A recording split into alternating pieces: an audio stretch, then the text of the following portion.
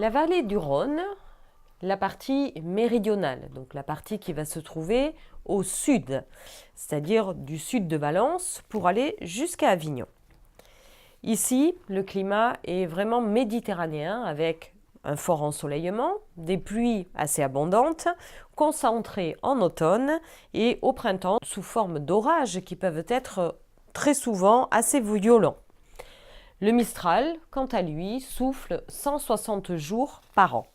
L'élargissement du Rhône donne des sols ici beaucoup plus variés. Un sous-sol calcaire, recouvert d'alluvions diverses et variées sur base d'argilo-calcaire, de galets roulés, emblématiques de la vallée du Rhône Sud, et des sables tout à fait typiques. On retrouvera quelques crues assez emblématiques, notamment Vin sobre, Rasteau, Gigondas, Vaqueras, Baume de Venise, Châteauneuf-du-Pape, Lirac, Tavel. Le climat et la diversité des sols vont obliger le viticulteur à utiliser plusieurs cépages pour obtenir des vins harmonieux. En rouge, le cépage majoritaire est le Grenache. Il sera complété par 4 cépages, Syrah, Mourvèdre, Cinsault et Carignan.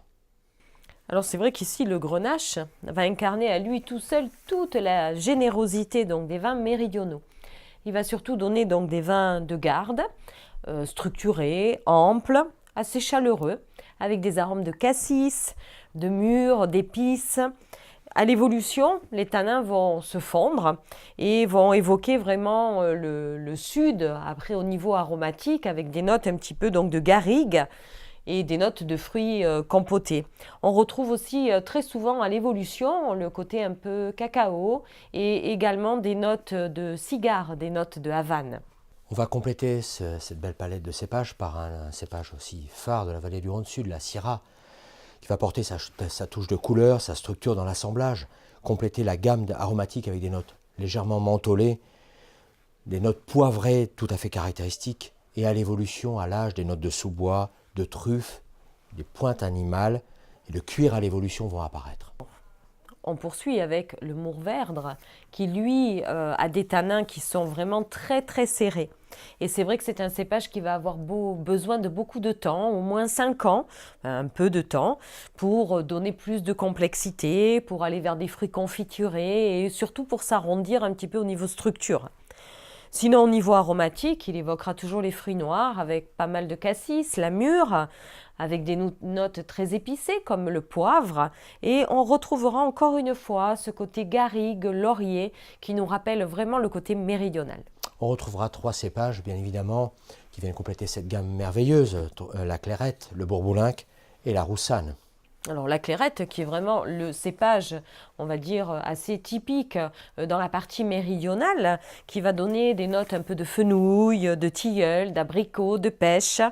C'est un cépage qui donne des vins assez frais, peu alcooliques. Généralement il est travaillé soit seul ou alors en assemblage. Le Bourboulinque, un cépage un peu particulier qui aime la chaleur. De par sa maturité tardive, son expression est plutôt florale.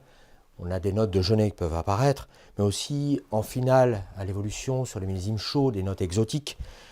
Avec une finesse, il est plutôt faible en alcool. C'est un cépage plutôt à boire jeune. Quels sont les vins représentatifs de la région ? Alors, dans la catégorie des blancs, on va retrouver des vins blancs secs et fruités. Et là, on va avoir des appellations comme Lirac ou comme Vaqueras. Ensuite, on va avoir des vins que moi je mets dans une catégorie qui s'appelle sec et gras, donc des vins avec un petit peu plus de volume, plus d'ampleur. Et là, on parlera quand même un petit peu plus de Châteauneuf-du-Pape. En rouge, on retrouvera des vins puissants, corsés, un peu comme moi, quoi. Le Châteauneuf-du-Pape, le Gigondas, et surtout les généreux et tendres. Vaqueras est tout à fait le symbole de cette impression. On a également des appellations qui sont assimilées à la vallée du Rhône, ici que l'on va retrouver autour, avec par exemple Grignan-les-Adhémars, le Ventoux, le Luberon, la Clairette de Bellegarde et également les Côtes du Vivarais.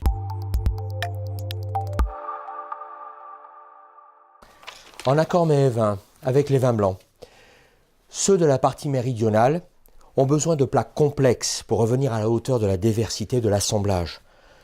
un ossobuco à la bigarade, une poularde en demi-deuil, donc la truffe légèrement sous la peau.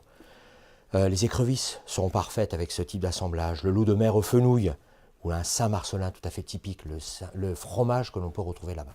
Oui.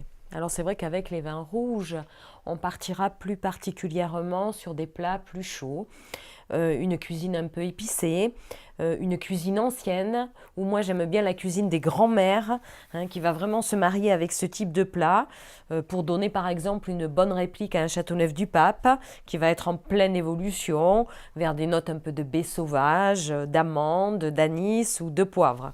C'est vrai qu'à l'évolution, hein, surtout quand même pour les vins rouges, ça va souligner le caractère un peu animal, hein, de certains gibiers que l'on pourra aussi travailler en sauce, comme par exemple le civet de sanglier ou un civet de chevreuil. Mais on peut aussi travailler les volailles, les fricassés de poulet avec des beurres d'herbe, un lapin caramélisé aux épices ou pourquoi pas un parmentier de canard ou de queue de bœuf. Moi qui aime le sucre, j'aime beaucoup les vins doux naturels. Ce sont des blancs à base de muscat à petits grains. Les rouges sont plutôt à base de grenache.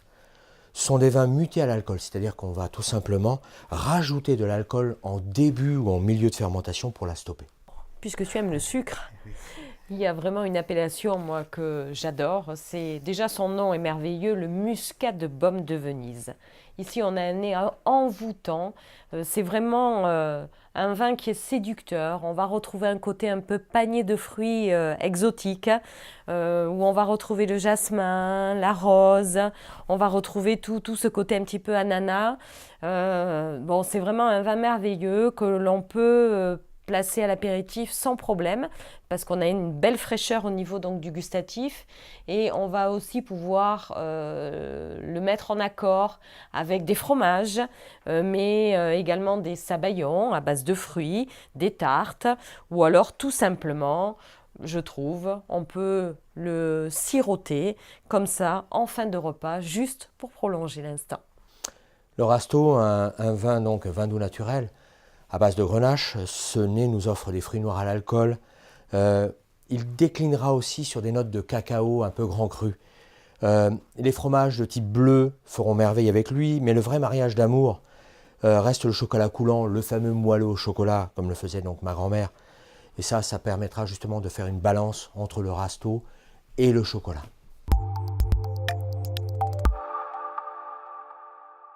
Dans le sud, on produit également du rosé. Un rosé en appellation Tavel. C'est vraiment la seule appellation en France à ne produire que du vin rosé. Un rosé de macération avec une robe, comme l'on peut voir, soutenue. Ici, ça va donner quand même un vin plutôt viril, un vin généreux, chaleureux, avec un nez poivré et qui va être vraiment idéal pour la cuisine méditerranéenne. Alors vraiment, l'accord parfait, c'est les légumes farcis, mais c'est aussi le vin festif, le vin un peu joyeux de copains, donc le bon compagnon des barbecues.